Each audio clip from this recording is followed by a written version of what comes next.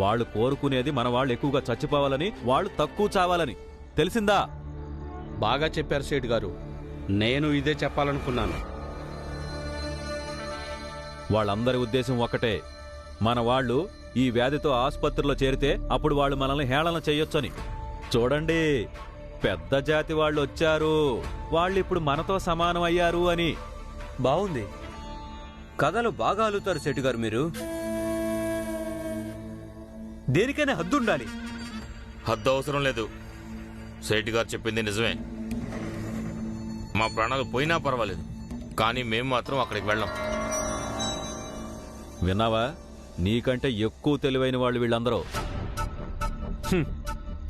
మహానుభావులండి మీరు. ఏ కులకర్ణి, నీ సుత్తి అయిపోయిందిగా, వెళ్ళిక్కడి నుంచి వెళ్ళు వెళ్ళు. పో పో.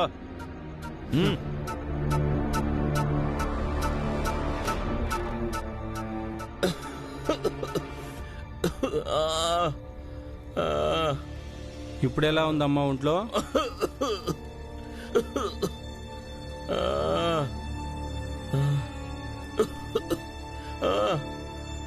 ఇతని ఆరోగ్యం కాస్త మెరుగుపడింది.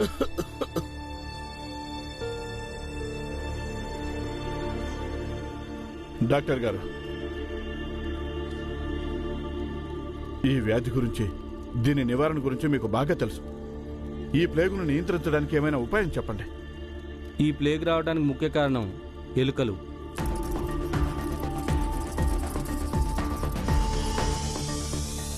మీరు మీ ఇళ్ల దగ్గర కొన్ని నివారణ చర్యలు తీసుకోవాల్సి ఉంటుంది. వాటి వల్ల ఆ ఎలుకలు మీ ప్రాంతాన్ని వదిలి దూరంగా పారిపోవాలి. ఈ విషయం మనకు తెలుసు, ప్లేగు ఎలుకల వల్ల వ్యాపిస్తుందని. కానీ నువ్వొక పని చెయ్యి. ఎలుకలు పట్టేవాడిని ఒకడిని పట్టుకో. ఆ రామ్జీ ఇంట్లో ఒకటో రెండో ఎలుకల్ని, లేదు లేదు లేదు, ఒకటో రెండో ఏం సరిపోతుంది, 10-12 పెద్ద పెద్ద ఎలుకల్ని వాడి ఇంట్లో వదిలిపెట్టు. వాళ్ళందరూ ఇంట్లో ఉన్నప్పుడు ఖచ్చితంగా ఒకళ్ళిద్దరైనా చావాలి. డాక్టర్ గారు, మీరు ఏమేం చెప్పారో అది మేము గ్రామం మొత్తం చేస్తాము. ఇలా చేయటం వల్ల ఎక్కువ మంది ప్రాణాలని కాపాడే వీలుంటుంది కదా డాక్టర్ గారు. ఇప్పుడు నీ ప్రాణం, అలాగే నీ ఇంట్లో వాళ్ళ ప్రాణాలు కాపాడుకుని చూపించు భీమరావు. సేటు గారు, నిజంగా గుంట నక్క తెలివితేటలండి మీవి. అలాంటి వాడొకడు మనకు తెలుసు. వాడు అదే ప్రాంతంలో ఉంటాడు. ఎక్కడైతే ఈ ప్లేగ్ ఎక్కువగా వ్యాపించిందో అక్కడి నుంచి ఎలికల్ని పట్టుకొని తెమ్మంటాను. ఇక భీమరావు ఇంకా వాడి కుటుంబం అంతా ఎప్పుడైతే ఇంట్లో ఉంటారో అప్పుడు వాటిని వాడి ఇంట్లో వదులుదాం. మరింకా శుభకార్యానికి ఆలస్యం ఎందుకు? అన్నా, రామ్జీ అన్నా, అన్నా, ఏమైంది? మీ ఇంటికి తూర్పున మన జాతి వాళ్ళ బస్తీ ఉందిగా, అక్కడ ఒక వ్యక్తి చనిపోయాడు. పాపం వాళ్ళ ఇంట్లో వాళ్ళు ఆసుపత్రికి తీసుకొస్తున్నారంట. అంతే, మధ్యలో ప్రాణం పోయింది. నేను చెప్తున్నాను, ఎవ్వరం బతకం, అందరం చచ్చిపోతాం. చూస్తూ ఉండు, అందరం చచ్చిపోతాం. ఎవరం బ్రతకమన్నా, ఎవరం బ్రతకమన్నా, అందరం చచ్చిపోతాం.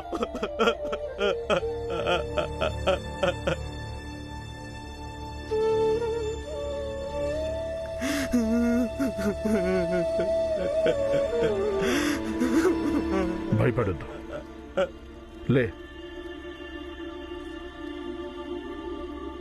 ఇట్రా.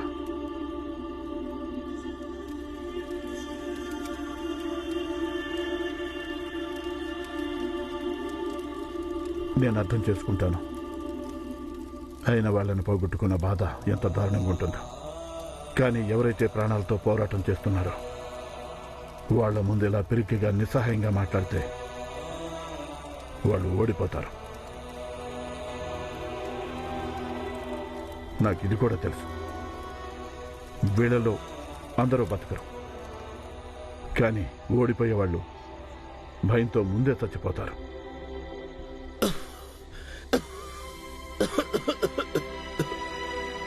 నువ్వు సరిగ్గా చెప్పావు రామ్జీ అన్న. నేను వీళ్ళందరి ముందు అలా చెప్పుండాల్సింది కాదు. ఇక నేను అలా మాట్లాడను.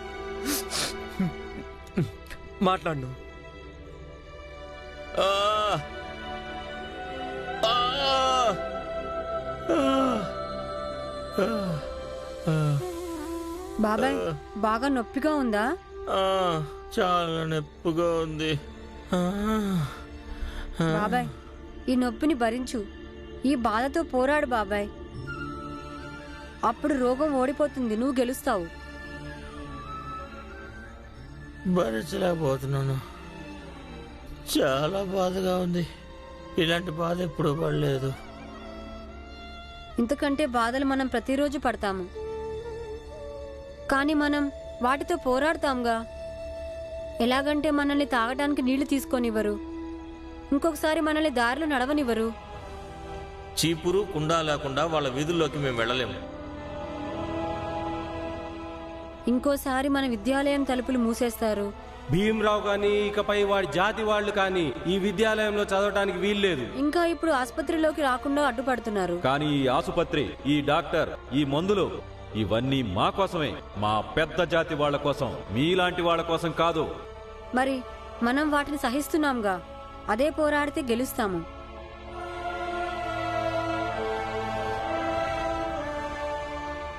భీం చెప్పింది పచ్చి నిజం.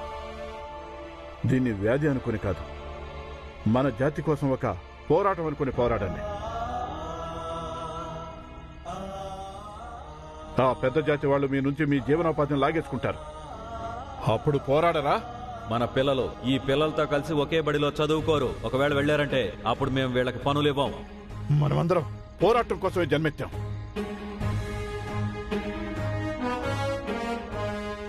మనకి అడుగడుగునా పోరాటమే. ఇక ఈ ప్లేగు మనల్ని ఏం చేస్తుంది? మనం గట్టిగా సంకల్పించుకోవాల్సి ఉంటుంది. మనం ఈ ప్లేగును ఓడించి ఇక్కడి నుంచి తరిమి కొట్టాలని.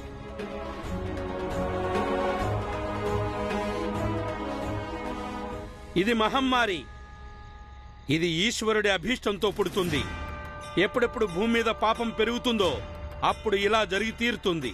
పాపం చేసిన వాళ్ళకి పడే శిక్ష, ఎవరైతే ధర్మము సాంప్రదాయాన్ని ఉల్లంఘిస్తారో, కట్టుబాట్లను విస్మరిస్తారో అలాంటి వాళ్ళకే శిక్ష పడుతుంది.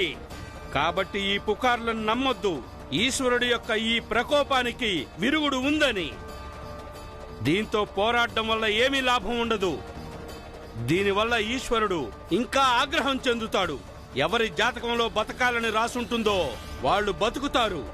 ఎందుకంటే ఈశ్వరుడి అభీష్టం ముందు ఎప్పటికీ ఎవరైనా గెలవటం అసాధ్యం. అందుకనే భగవంతుణ్ణి ప్రసన్నం చేసుకోండి, నైవేద్యాలు సమర్పించుకోండి, కానుకలు దక్షిణలు ఇవ్వండి. ఎందుకంటే ఇది పాపం కాబట్టి.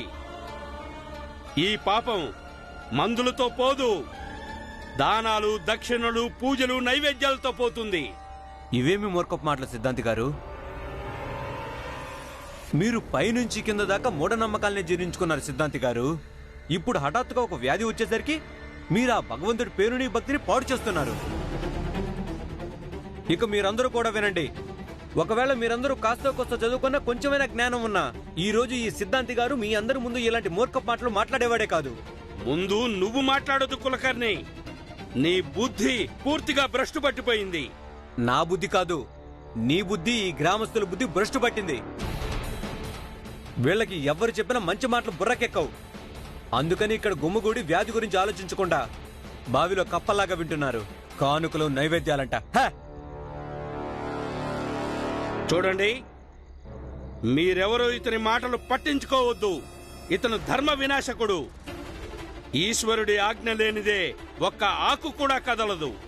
అందుకే మీరందరూ ఈశ్వరుణ్ణి ప్రసన్నం చేసుకోండి. గెలవాలంటే పోరాటం తప్పనిసరి, అందుకని పోరాడండి. ఇప్పుడు మనం ఓడిపోకూడదు.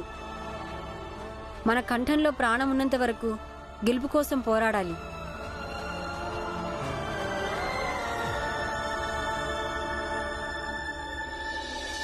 రామ్జీ, నువ్వు భీమ్ని వదినమ్మని తీసుకుని ఇంటికి వెళ్ళిపో. భోంచేసి కాస్త విశ్రాంతి తీసుకో. అలాగే ఇంటి దగ్గర అక్క పిల్లలు నీకోసం ఎదురు చూస్తూ ఉంటారు. ఇక్కడ మేమందరం ఉన్నాం కదా రోగుల బాగోగులు చూసుకోవటానికి. రామ్జీ, రామ్జీ, రామ్జీ, మా వీధిలో ఎన్నో ఎలకల కన్నాలున్నాయి. వాటన్నిటినీ పూర్తి చేశాము. ఇంకా ఎలుకల్ని తవ్వి పట్టుకుని ఊరు బయట దూరంగా పారేయడం మొదలుపెట్టాం. ఈ పని చాలా అప్రమత్తంగా ఇంకా తగు జాగ్రత్తలు తీసుకుని చేయాలి. ఎందుకంటే ఎలుకలకి దరిదాపుల్లో ఉన్నా సరే ఈ రోగం సోకొచ్చు. లేదు రామ్జీ అన్న, మేము ఎలుకల్ని చేత్తో పట్టుకోవడం లేదు. మేం వాటిని బోన్ ద్వారా పట్టుకుంటున్నాం. ఇప్పుడు తొందరగానే మేము ఉండే బస్తీలో ఎలుకల పీడ విరగడైపోతుంది. కేవలం మన జాతి వాళ్ళు ఉండే వీధే కాదు, మొత్తం గ్రామంలో ఈ పని చేయాలి. ప్రాణం ఎవరిదైనా సరే ఒకటే, కాపాడి తీరాలి. ఆ ప్రాణం మన జాతి వాళ్ళదైనా లేక పెద్ద జాతి వాళ్ళదైనా. సరే రామ్జీ, సరే. సిద్ధాంత్ గారు, మన వర్గం వాళ్ళు ఇంకో 4 చచ్చిపోయారు. ఏంటి? చూస్తుంటే ఈ రోగం మనందరినీ చంపేసేటట్టుంది. అలాగే అనిపిస్తుందన్న. ఈ వ్యాధి చాలా ప్రమాదకరం. ఎవరికి వచ్చినా వెంటనే చచ్చిపోతున్నారు. అరే, మీకు ఎన్నిసార్లు చెప్పాలి? ఇది వ్యాధి కాదు, భగవంతుడు వేసిన శిక్ష. ఇక ఎవరైతే చచ్చిపోయారో వాళ్ళు భగవంతుడు శిక్షని అనుభవించారు. ఇక ఎవరైతే బతుకుతారో వాళ్ళు దీన్ని గుర్తుపెట్టుకొని గుణపాఠం నేర్చుకుని ఎవరైతే మనల్ని వ్యతిరేకిస్తారో వాళ్ళని వదిలిపెట్టకుండా శిక్షించి తీరాలి. నేను సిద్ధాంతి గారి మాటల్ని పూర్తిగా ఏకీభవిస్తున్నాను. ఈయన చెప్పింది నిజం. ఈయన అన్నట్టు ఇది భగవంతుడు ఆగ్రహమే. ఇప్పుడు ఈ వ్యాధి నుంచి మనల్ని మనం చేసే సత్కర్మలే కాపాడుతాయి. సత్కర్మలు చేస్తే కదా సిద్ధాంతి గారు కాపాడడానికి. గ్రామస్తుల మెదళ్లలో మూఢనమ్మకాలను ఎక్కిస్తున్నావు. దానికి తోడు గ్రామస్తులకి అజ్ఞానాన్ని బోధిస్తున్నావు. వీటిలో సత్కర్మలు ఏమున్నాయని అవి నిన్ను కాపాడడానికి? అరే, ఈ మహమ్మారి నీకెందుకు రాలేదు అప్రాచ్యుడా? ఎందుకంటే నేను ఎప్పుడు సత్కర్మలు చేయడానికి నా వంతు ప్రయత్నం చేస్తుంటాను. మీరే చెప్పారు కదా మంచి పనులు చేస్తే బ్రతికిపోతారని. ఇక మీరందరూ కూడా వినండి. ఈ వ్యాధికి మందు ఆసుపత్రిలో మాత్రమే ఉంది, పూజలు పునస్కారాల్లో లేదు.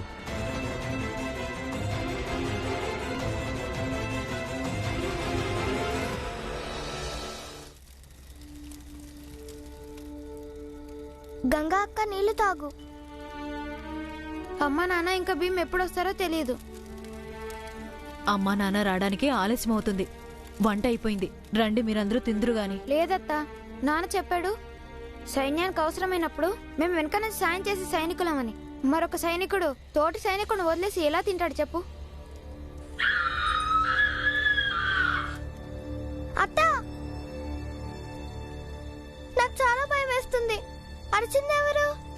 ఇప్పుడు పరిస్థితి అలా అందు మంజులా, నువ్వు కాస్త ధైర్యంగా ఉండాలి. నానొచ్చాడు. అన్నయ్య ఆగండి, ఇలా ఇంట్లోకి వెళ్ళొద్దు. కాళ్ళు చేతుల ముఖం శుభ్రంగా కడుక్కొని వెళ్ళాలి. మీరా కాస్త నీళ్లు తీసుకురామ్మా. బకెట్ తీసుకురా.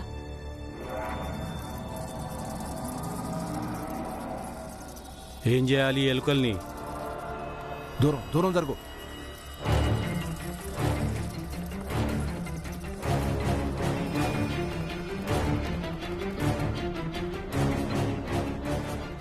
వీళ్ళందరూ భోజనం చేయడానికి కూర్చుంటారు.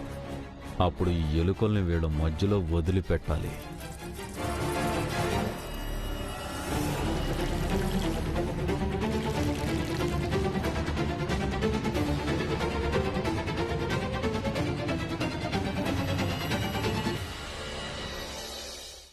ఇదిగో, ఇదివ్వు. దూరంగుండు.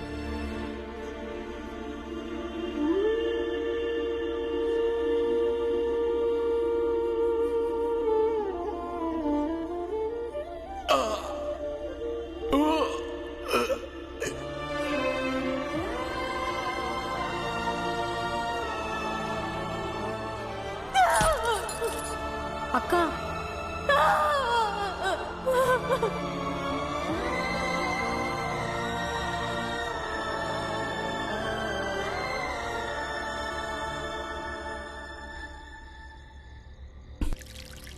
బాగా రుచి కలుపు.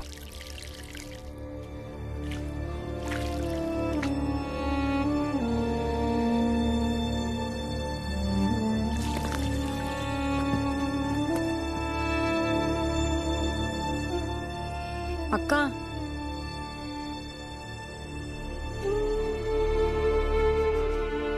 నువ్వేడవద్దక్కా, అంతా అదే సర్దుకుంటుంది.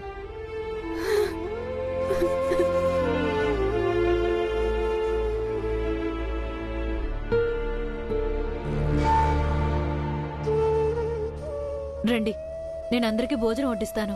పదండి, లోపలికి పదండి. అందరికీ ఆకలిస్తుంటుంది.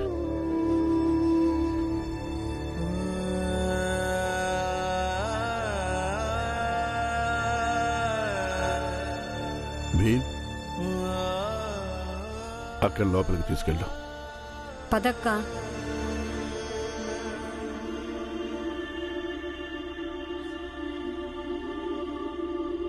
భీమాబాయ్, ఆగు.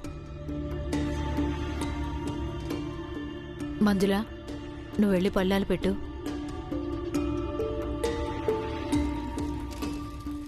ఏంటండి?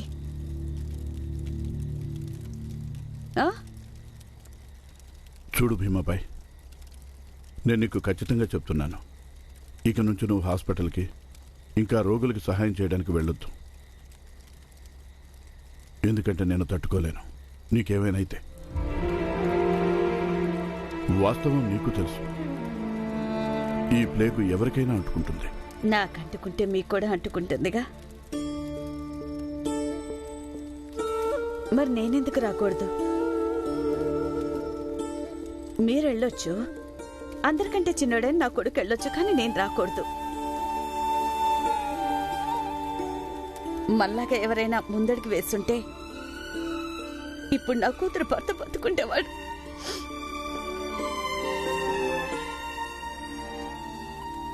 అవును భీమాబాయ్,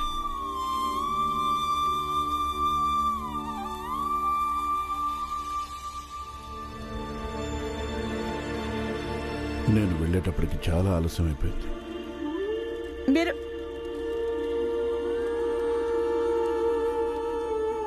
మనకంతే ప్రాప్తం అదే జరిగింది. కానీ ఇప్పుడు నువ్వు అలా కాదుగా.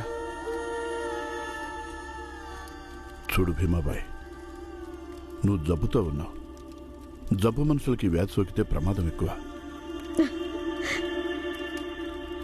ప్రమాదం ముంచుకొచ్చాక ఇంకా ఎక్కువేంటి తక్కువేంటి? నా ఆలోచన ఏంటంటే, ఒకవేళ మన సాయం వల్ల ఒక్క మనిషి ప్రాణాలు కాపాడగలిగితే అప్పుడు చావు కూడా సార్థకం అవుతుంది.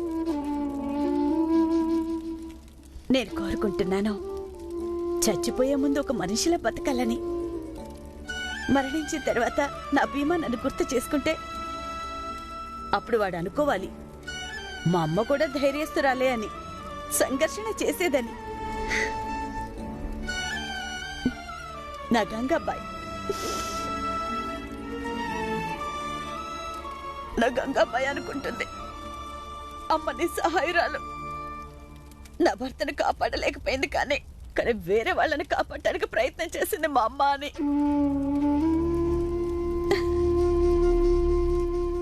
చూడండి, బతికినంతకాలం ప్రయత్నిస్తాను, ప్రేమగా, వాత్సల్యంగా, అభిమానంగా, అప్పుడప్పుడు బెదిరిస్తూ మన భీమాకి ఇంకా మిగతా పిల్లలకి ధైర్యం ఇవ్వడానికి. చనిపోయిన తర్వాత నా జ్ఞాపకాలేగా మిగిలేదు వాళ్ళకి ధైర్యం ఇవ్వడానికి. వద్దు, నన్ను ఆపొద్దు. నా పిల్లల మనసులో మంచి జ్ఞాపకంగా మిగిలిపోవాలి నేను. నన్ను ఆపొద్దండి.